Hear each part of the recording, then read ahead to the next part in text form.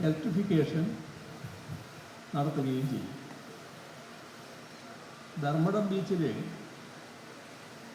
Floating deck, giant wheel, music fountain, jogging and cycling track ഇവയെല്ലാം നിർമ്മിക്കും. ഇവിടത്തേക്ക് ദേശാടന പക്ഷികൾ വരുന്നുണ്ട്. ആ ദേശാടന പക്ഷികൾ വന്നു ചേരുന്ന ധർമ്മടം ഐലൻഡിൽ ഒരു നേച്ചർ ഹബ്ബ് ഒരുക്കാനാണ് ശ്രമിക്കുന്നത്.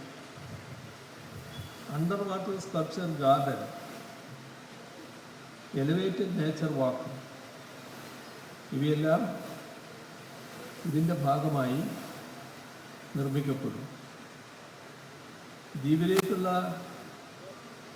പ്രവേശന സാധ്യതകൾ കൂടി പരിശോധിച്ചുള്ള വിശദമായ പദ്ധതി രൂപരേഖ തയ്യാറാക്കി വരികയാണ്.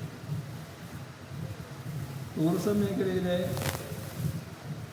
വികസനത്തിനായി നിർമ്മാണ പ്രവർത്തനങ്ങൾ നടത്തുമ്പോൾ പാരിസ്ഥിതിക ഘടകങ്ങളെ കൂടി സംരക്ഷിക്കുന്നതിന് പ്രാധാന്യം കൊടുക്കുകയാണ്. വിനോദസഞ്ചാര മേഖലയെ കൂടുതൽ ആകർഷണീയവും പരിസ്ഥിതി സൗഹൃദവുമാക്കാനാണ് ഉദ്ദേശിക്കുന്നത്. മറ്റെല്ലാ മേഖലകളിലും എന്ന പോലെ വിനോദസഞ്ചാര മേഖലയിലും സുസ്ഥിര ഇടപെടലുകൾ നടത്തണമെന്നാണ് സർക്കാർ കണക്കാക്കുന്നത്. കേരളത്തിൻ്റെ വലിയ സംഭാവനയാണ് ടൂറിസം മേഖല നൽകുന്നത്. ഇവിടെ വടക്കൻ കേരളത്തിൽ, വിശേഷിച്ച് മലബാറിൽ നിരവധി ടൂറിസം കേന്ദ്രങ്ങളുണ്ട്.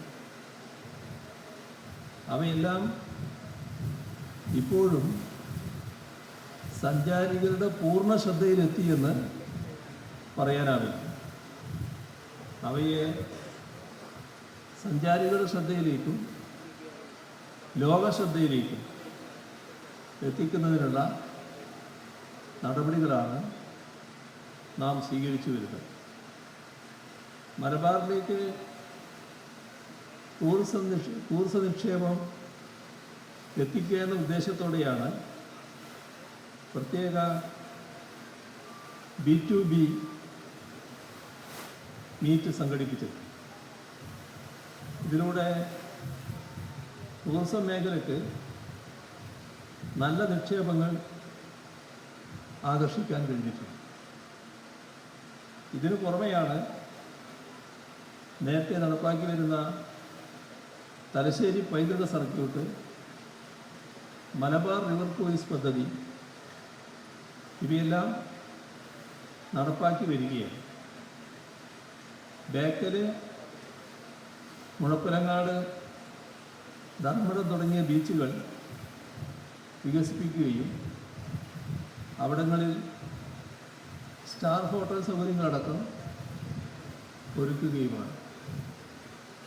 ഈ ബേക്കൽ എന്ന് പറയുന്നത് ഒരു പഞ്ചായത്ത് ഏരിയയിൽ കഴിഞ്ഞ ദിവസം അവിടെ പോയപ്പോൾ 3 ആണ് പ്രവർത്തിക്കുന്നത് ഒരു പഞ്ചായത്ത്.